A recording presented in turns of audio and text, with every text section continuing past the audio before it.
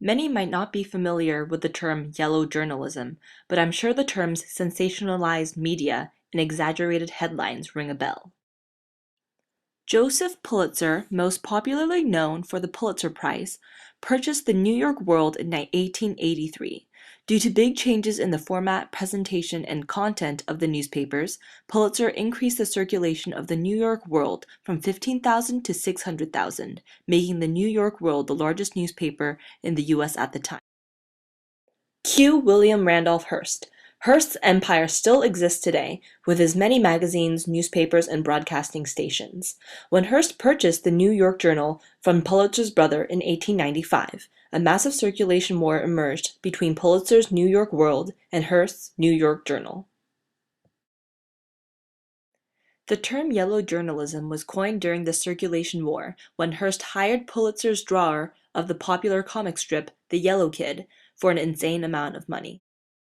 Cuba, which at the time was colonized by Spain, was rich with coffee, tobacco, and sugar. U.S. had been attracted to Cuba for a long time, so when the USS Maine mysteriously sank in the Havana harbor in Cuba, Pulitzer and Hearst jumped to use the story as a way to sell even more newspapers. Using yellow journalism, the two newspapers made rash headlines that ignited the public to think that the sinking of the USS Maine was done by the Spanish. Other newspapers, however, were more reserved in blaming the Spanish. For example, this newspaper from Alabama stated in its headline that the attack on the USS Maine may have been by the Spanish, later writing that there were rumors and strong beliefs that the attack may have been by the Spanish, but never full out blaming the Spanish for sinking the American boat. When William Hearst's illustrator, Frederic Remington, was sent to Cuba and reported back that there wasn't anything happening there worth making news about, Hearst said this legendary quote, "You furnish the pictures, I'll furnish the war." "Remember the Maine, to hell with Spain," became a common saying in newspapers and on the street. Because the New York Journal and the New York World were the top two selling newspapers in the country, when the public heard that the sinking of an American boat was the work of enemies, which was never proven to be true, the government was pressured to do something. In April of 1898, President William McKinley declared war against Spain. The two newspapers continued to milk stories from the Spanish-American War, sending out war correspondents to write exaggerated stories of battles and the conditions in Cuba. One example is Richard Harding Davis, a journalist from the New York Journal. He was a good friend of Theodore Roosevelt, a colonel at the time, and wrote the famous article about the Rough Riders' battle on San Juan Hill. The truth was that it was actually the Buffalo Soldiers that did most of the heavy fighting on San Juan Hill, but after that dramatic battle, Teddy Roosevelt was considered a war hero and became president after President McKinley's assassination.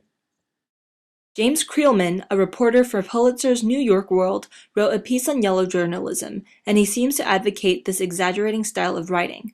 Quote, "If the war against Spain is justified in the eyes of history, then yellow journalism deserves its place among the most useful instrumentalities of civilization." End quote.